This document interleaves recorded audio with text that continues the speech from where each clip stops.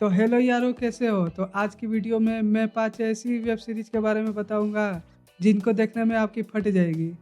बस एक शर्त है कि तुम इन सभी सीरीज को रात में देखोगे, नहीं तो तुम लोग बोलोगे कि हमें तो डर ही नहीं लगा। तो जो लोग ऐसा सोचते हैं, मैं उन सबसे यही बोलना चाहूँगा कि दिन में मुझे भी हॉरर मूवी या सीरीज को देखते वक्त डर नहीं लगता है।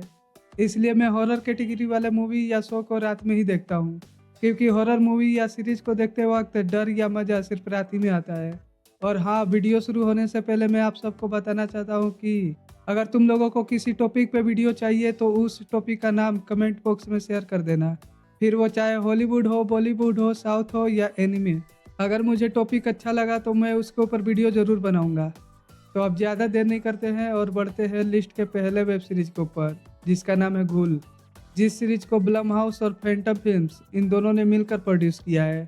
तो इस सीरीज के लीड में राधिका आप्टे और मानव कौल देखने को मिलते हैं, जो एक मिलिट्री ऑफिसर है एक इंट्रोगेशन डिपार्टमेंट में।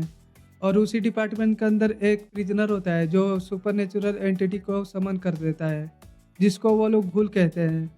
और जो उस एंटिटी को समन करता है, मैं उसके बारे में ज़्यादा नहीं बताऊंगा, क्योंकि इस सीरीज में वही एक ट्विस्ट है।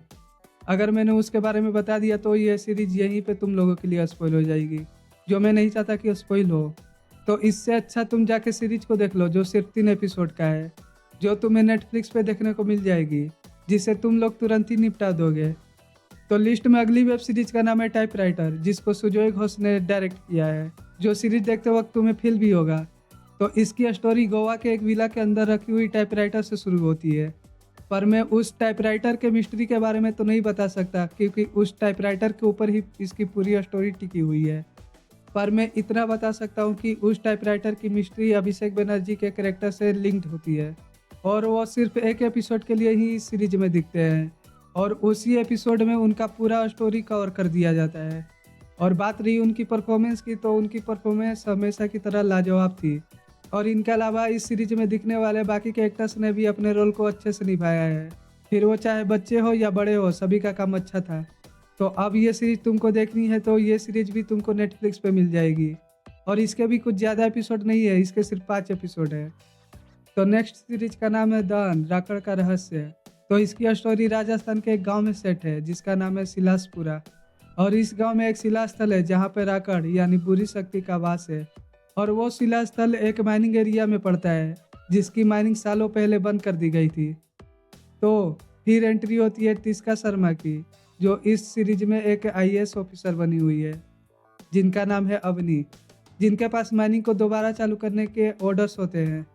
पर माइनिंग फिर से चालू होने के बाद से गांव वाले खुश नहीं होते हैं, और वो लोग अवनी को समझाते हैं कि वो ऐसा ना करे।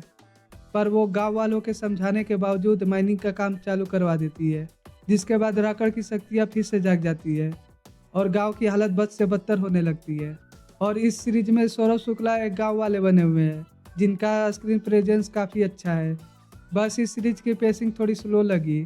इसके 2-3 एपिसोड इजीली कम किए जा सकते थे, और ऊपर से इसका क्लाइमैक्स इसे और अच्छा बनाया जा सकता था। तो अगर आपको ये वेब सीरीज देखनी है तो ये 9 एपिसोड के साथ जियो हॉटस्टार पे अवेलेबल है।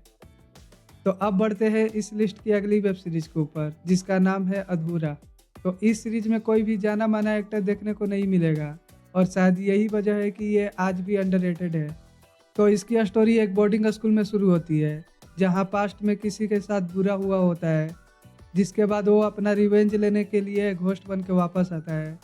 ऐसी सीरीज तो हमने कई बार देखी है, पर इस सीरीज को प्रेजेंट करने का तरीका थोड़ा अलग था, जिसके वजह से ये उन सब से डिफरेंट फील होती है। तो होता यूँ है कि एक बैच का रियूनियन इसी बोर्डिंग स्कूल में होता है, जिसके बाद से पास्ट में उन लोगों ने जो भी काम किया था वो सारी चीज़ें सामने आने लगती है, और इसी के बाद से इस सीरीज में हॉरर स्टार्ट हो जाता है।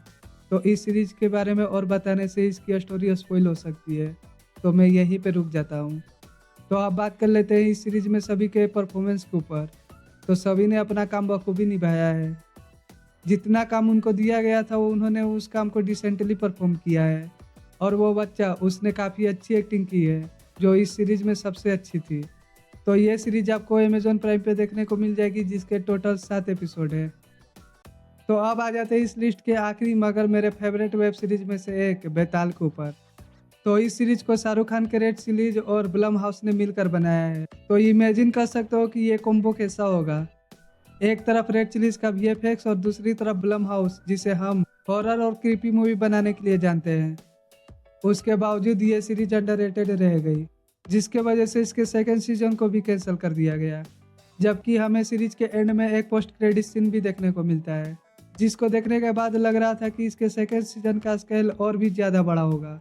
तो मैं इसकी स्टोरी के बारे में कुछ बताऊं तो एक रिमोट एरिया में एक गांव होता है, जिसके पास जंगलों में एक बंद पड़ा हुआ टनल है, जिसको अंग्रेजों के टाइम पे ही बंद कर दिया गया था।